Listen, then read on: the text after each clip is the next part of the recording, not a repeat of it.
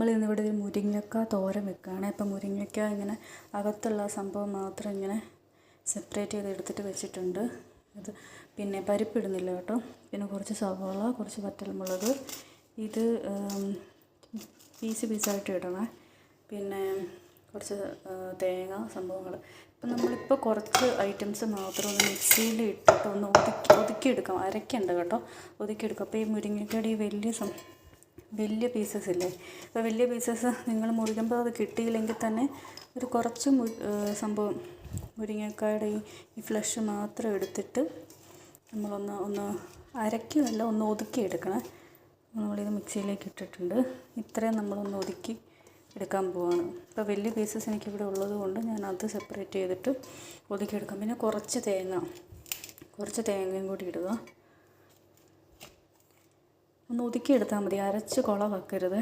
പിന്നെ ഇത്ര സവാളയും കൂടി നമ്മൾ ഇടുകയാണ്. അല്ലാതെ വേറെ സവാള അരിഞ്ഞു വെച്ചത് നമ്മൾ ഇടുന്നുണ്ട്. പിന്നെ ഈ 2 മുളകും കൂടി നമ്മൾ ഇടുകയാണ്. പിന്നെ പച്ചമുളകാണ് താല്പര്യമുള്ളവർക്ക് പച്ചമുളക് ഇടാം. അപ്പോൾ ഈ മുളകിൻ്റെ ഈ സംഭവം കളഞ്ഞിട്ട് ഈ മുളകും പിന്നെ കുറച്ച് ഉപ്പും കൂടി ഇടുക. അതല്ലാതെ വേറെ മുളക് നമ്മളിവിടെ ഇടുന്നുണ്ട്. അപ്പോൾ ഇത്ര സംഭവം ഞാനൊന്ന് ഒതുക്കി എടുത്തിട്ട് വരാം, കുറച്ചും ഉപ്പും കൂടി ഇട്ടിട്ട്. ഇപ്പോൾ നമ്മൾ കടുക് പൊട്ടിച്ചു, എന്നിട്ട് വറ്റൽമുളക് ഇട്ടിട്ട് നമ്മൾ അരച്ച് വെച്ച അരപ്പ് ഫുള്ള് ഇടുകയാണ് കേട്ടോ. നമ്മൾ അരപ്പും ഫുള്ള് ഇട്ടിട്ട് കുറച്ച് നേരം ഒന്ന് ചൂടാക്കണേ. അതൊന്ന് ഒതുങ്ങി കിട്ടണം.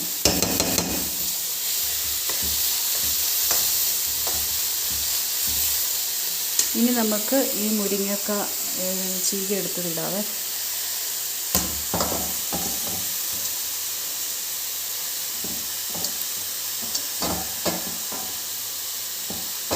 പച്ചമുളക് ആവശ്യമുള്ളവർക്ക് ഈ കൂട്ടത്തിൽ തന്നെ ഇടാം കേട്ടോ.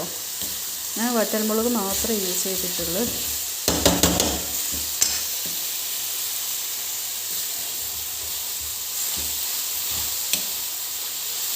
ഇനി സവാള ഇടാം. നമ്മൾ അരിഞ്ഞ് വെച്ച സവാള,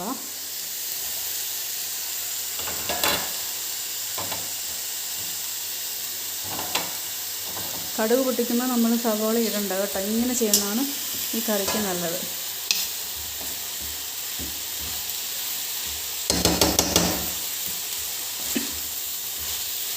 എക്സ്ട്രാ വെള്ളമൊന്നും ആരും ഒഴിക്കണ്ട.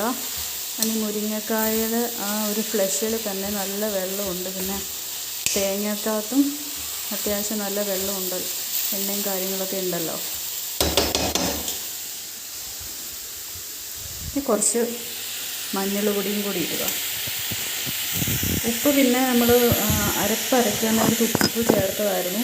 അപ്പോൾ ഇനി ഉപ്പ് വേണമെന്ന് ലാസ്റ്റ് നോക്കിയിട്ട് ഉപ്പിൻ്റെ പോരായ്മ ഉണ്ടെങ്കിൽ ഇട്ടാൽ മതി. ഇത് ഇത്രയും ഒരു 2 ടീസ്പൂൺ മഞ്ഞൾപ്പൊടി ഇട്ട്. നമ്മൾ വേറെ പൊടികളൊന്നും ഇതിൽ ചേർക്കുന്നില്ല. പിന്നെ ഉപ്പല്ലാതെ വേറെ പൊടികളൊന്നും നമ്മൾ ചേർക്കുന്നില്ല കേട്ടോ.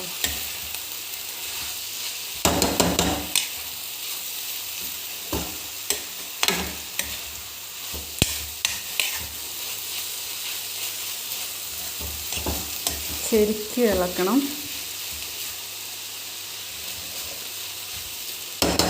കുറച്ച് നേരം നമുക്ക് അടച്ച് വെക്കാം കേട്ടോ. കറി ഇപ്പം ഇങ്ങനെ ആയിട്ടുണ്ട്. ഞാൻ കുറച്ച് നേരം മൂടി വെച്ച് ഒരു 5 മിനിറ്റ് ഒന്ന് വേവിച്ചു. നമ്മുടെ കറി ഇങ്ങനെ ആയിട്ടുണ്ട്. ഇനി നമ്മൾ ചിരകി വെച്ച തേങ്ങ, നമ്മൾ മിക്സിക്കകത്ത് അടിച്ചില്ലല്ലോ, ആ സെപ്പറേറ്റ് വെച്ച് തേങ്ങ എടുത്തിടണം കേട്ടോ.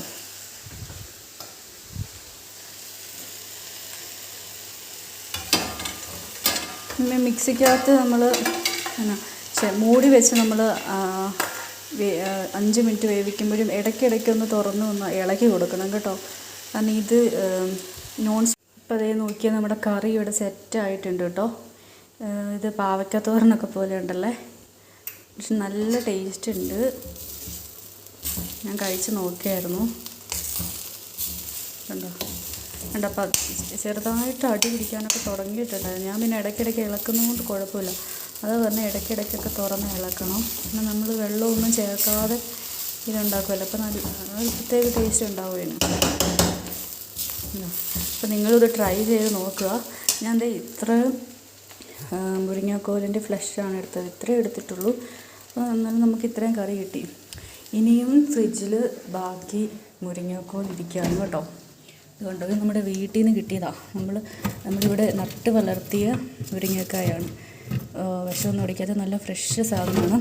അപ്പോൾ നെക്സ്റ്റ് ടൈം ഞാൻ വേറെ നല്ലൊരു റെസിപ്പിയും കൊണ്ട് വരാം മുരിങ്ങാക്കോലിൻ്റെ. അന്നേരം അതും നിങ്ങൾ ട്രൈ ചെയ്യണം. അപ്പോൾ ഓക്കെ, എല്ലാവരും ഇത് ട്രൈ ചെയ്ത് നോക്കൂ കേട്ടോ.